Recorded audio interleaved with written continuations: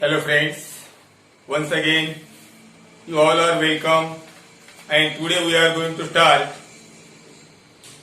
on saying please part 3, page number 18. So what struck me particularly was the ease with which he got through his work. The writer Alfred George Garland says, what struck him particularly was the ease with which he got through his work. लेखक म्हणतात, तो bus conductor ज्या पद्धतीनं, ज्या सहजतेने, ज्या सुलभतेने त्याचं काम करायचा हे पाहून आय वॉज स्ट्रक, अगदी मी भारावून गेलो होतो.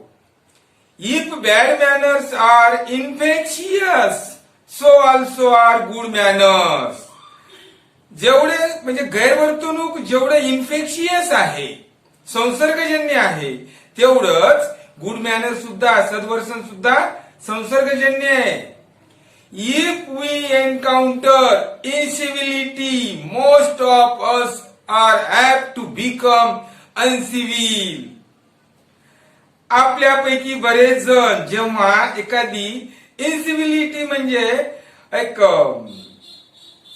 ज्याला आपण असभ्यता म्हणतो, तर अशी एक असभ्यता जर आपल्या समोर आली तर आपल्यापैकी बरेच जण आपणही स्वतः अनसिव्हिल होण्याचा प्रयत्न करतात. But it is an unusually uncouth person who can be disagreeable with sunny people.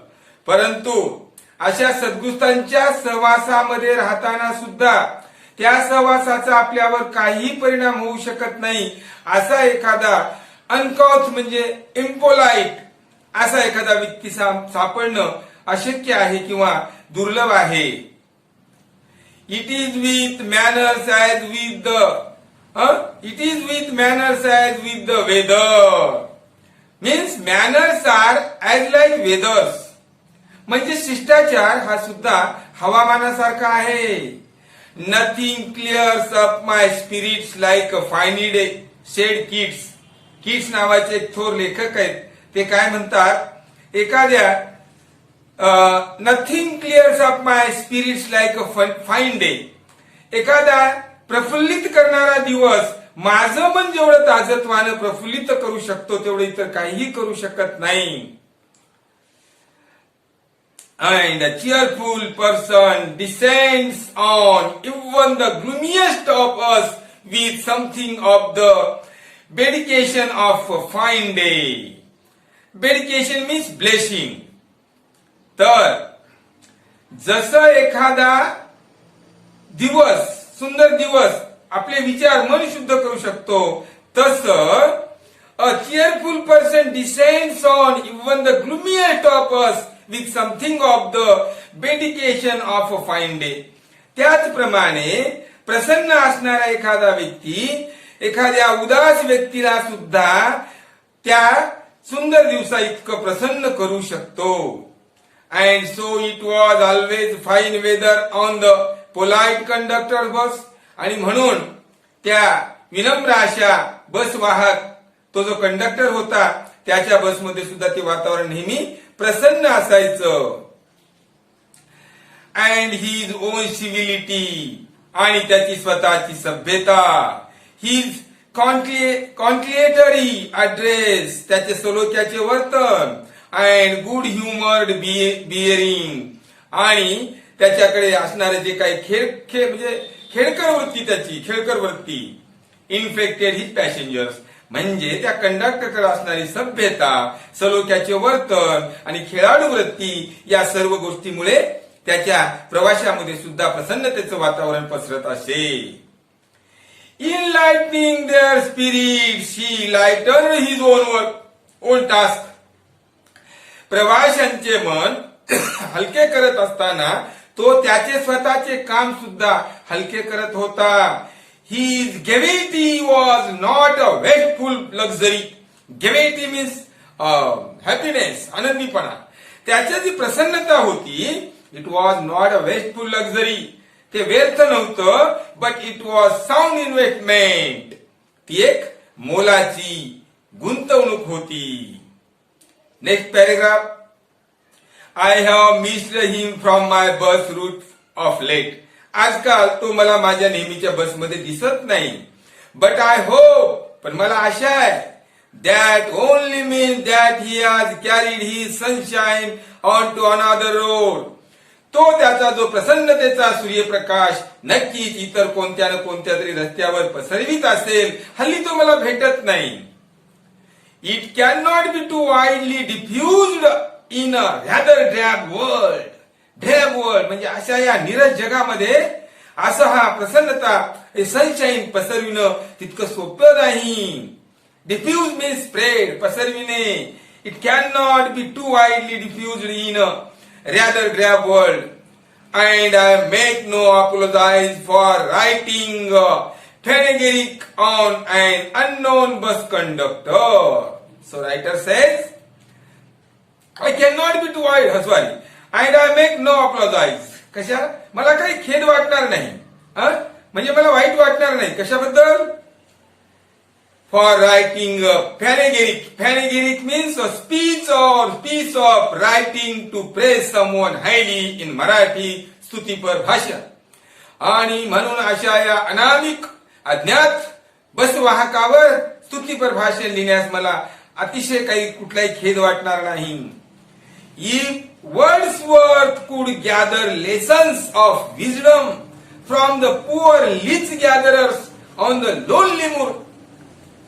तर पुढे लेखक म्हणतात, जर वर्ड्सवर्थ नावाचा विद्वान एका पुअर लीच गॅदर मीन्स एक त्याला आपण जळा गोळा करणारा, पाण्यातल्या एका गरीब जळा गोळा करणाऱ्या कुठल्या तरी ओसाड प्रदेशामध्ये राहणाऱ्या व्यक्तीकडून वर्ड्सवर्थ जर एवढे ज्ञानाचे धडे घेत असेल, I see no reason why lesser people should not take lessons in conduct from one who shows how a very modest calling may be dignified by good temper and kindly feeling.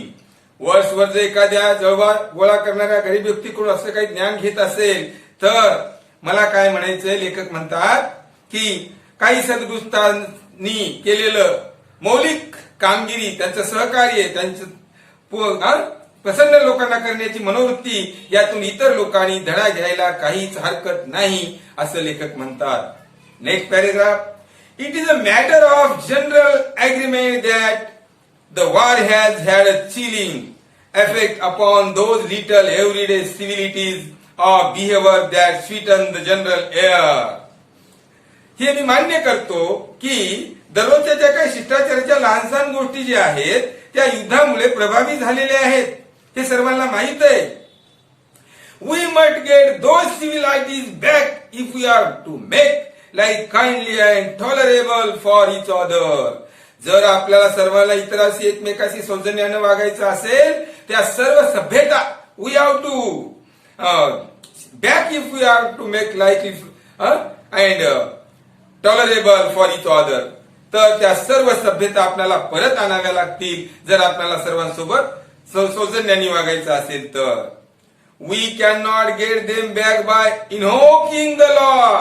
शिष्टाचार आपण कायद्याचा बडगा दाखवून परत आणू शकत नाही. The policeman is a necessary symbol. Police हा एक आवश्यक असणारा सिम्बॉल, एक शब्द आहे, प्रतीक आहे. And the law is a necessary institution for a society that is still somewhat lower than the angels. आणि अशा या तेवढ्याशा सुसंस्कृत नसलेल्या समाजामध्ये हे करणं म्हणजे काय तर इट इज नेसेसरी इन्स्टिट्यूशन. जे पोलिसमॅन आहे ते एक आवश्यक शब्द आहे आणि लॉ इन्स्टिट्यूशन म्हणजे कायदा असणाऱ्या संस्था जे आपल्या या तेवढ्याशा सुसंस्कृत नसलेल्या समाजामध्ये आणणं म्हणजे काय. But the law can only protect us against material attack. पण कायदा हा फक्त आपल्याला भौतिक आघातापासून रक्षण करू शकतो. Nor will the liftman's way of meeting moral affront by physical violence help us to restore their civilities. त्या लिफ्ट मधनं जसं शारीरिक आघात केला तर त्या शारीरिक आघातामुळं किंवा त्यानं जसं आपला सन्मान दुखावल्यामुळे इतरांना अपमानित केलं त्याच्यामुळेही या आपल्या सिव्हिलिटी जे आहेत सभ्यता पुनर्प्रस्थापित होऊ शकत नाही. आय सजेस्ट मला त्याला सुचव असं वाटतं that he would have had a more subtle and effective revenge. त्याने एक अतिशय चांगला बदला घेतला असता if we are treated the gentleman who would not say please with elaborate politeness. अतिशय विनम्रपणे वागून त्याने त्याचा आदर्श बदला घेऊ शकला असता. ही would have had the Victory. त्याचा विजय झाला असता त्या लिफ्टमॅनचा. नॉट ओनली ओव्हर द बूर म्हणजे बूर मीन्स रूड मॅन, उद्धट माणूस. त्या उद्धट व्यक्तीवरच त्याला विजय मिळवला नसता बट ओव्हर हिमसेल्फ त्याच्या स्वतःवर त्याला विजय मिळाला असता. And that is the Victory that counts. आणि हाच खरा विजय असतो. The polite man may loss the material advantage. एखादा नम्र माणूस कदाचित भौतिक फायदा गमावत असेल but he always has the spiritual Victory. पण त्याचा नेहमी जो आहे तो स्पिरिच्युअल व्हिक्टरी नैतिक विजय होत असतो. I comment to the liftman a story of Chesterfield.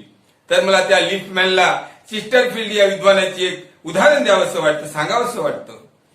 In his time, the London street were without the pavements of today.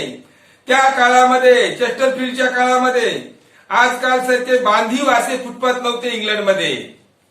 And the man who took the wall had the dry footing. आणि म्हणून जो व्यक्ती भिंतीच्या बाजूला चालायचा त्यालाच कोरडा रस्ता मिळायचा.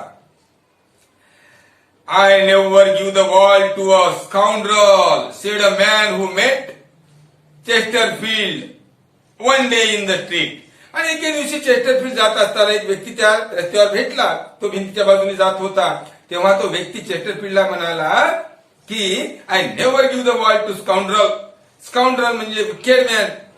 मी उद्धट माणसाला, दुष्ट माणसाला रस्ता देत नसतो. त्यावर तो चेस्टरफील्ड काय म्हणाला, said man who met Chesterfield one day in the street. I always do, said Chesterfield, stepping with a bow into the road.